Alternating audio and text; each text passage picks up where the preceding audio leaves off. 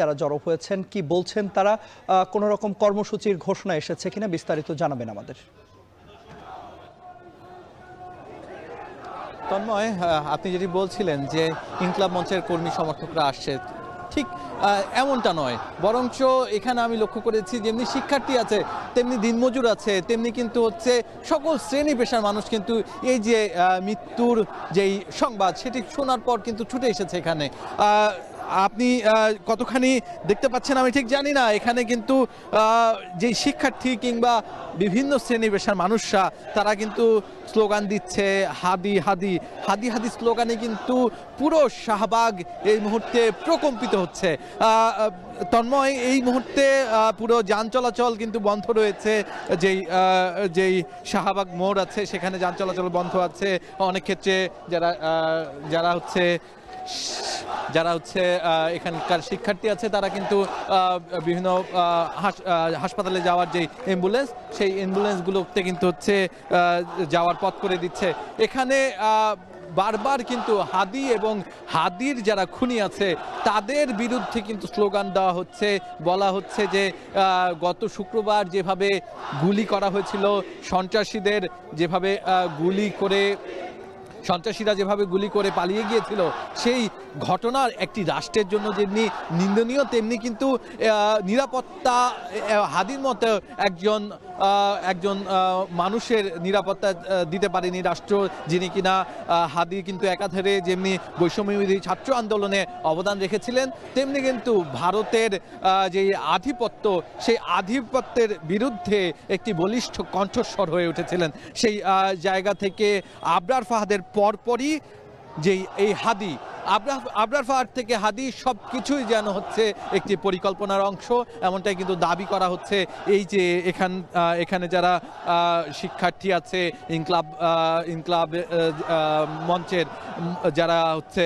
সদস্য আছে, নেতাকর্মী আছে, তার পাশাপাশি বিভিন্ন শ্রেণী পেশার মানুষ আমি এখানে লক্ষ্য করছি, তারা কিন্তু তাদের জায়গা থেকে বলছেন যে একজন হাদিকে খুন করা হলেও এখন হাজার হাজার হাদি এখানে এসে জমায়েত হবে এবং হাজার হাজার হাদিকে কোনোভাবেই কোনো দল মত কোনো দেশ কিন্তু হচ্ছে ধরে রাখতে পারবে না, বরঞ্চ এদেশের বুকে প্রত্যেকটি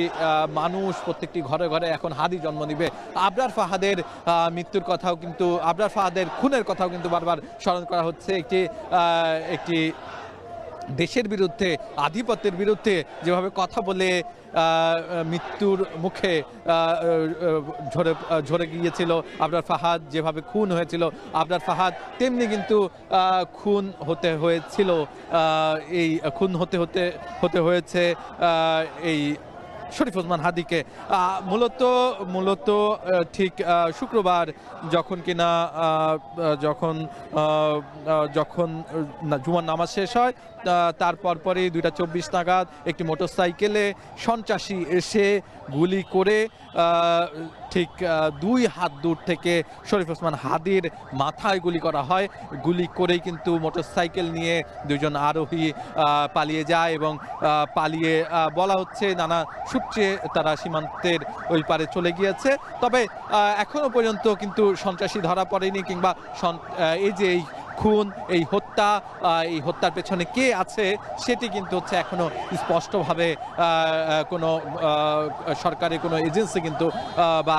সরকারের পক্ষ থেকে কোনো ধরনের কিন্তু বক্তব্য আমরা জানতে পারিনি, জানানো হয়নি। তবে এই যে হাদির উপরে যেই সন্ত্রাসী হামলা এবং খুন করা হলো, সেটির জন্য কিন্তু রাষ্ট্রের নানান সংগঠন, রাষ্ট্রের নানান এজেন্সি, রাষ্ট্রের উপদেষ্টারা, তাদের কিন্তু দায়ী করা হচ্ছে। আমরা কিছুক্ষণ আগে ডাকসুর একজন নেতার সাথে কথা বলছিলাম, তিনিও কিন্তু বলছিলেন যে এই যে এভাবে হত্যার ঘটনা, এটি প্রমাণ করে দেয় যে বাংলাদেশে এখন আগ্রাসন বিরোধী কথা বলতে গেলে কোনোভাবেই ভয় দেখানো হচ্ছে নানাভাবে, এবং কোনো ক্ষেত্রে খুনের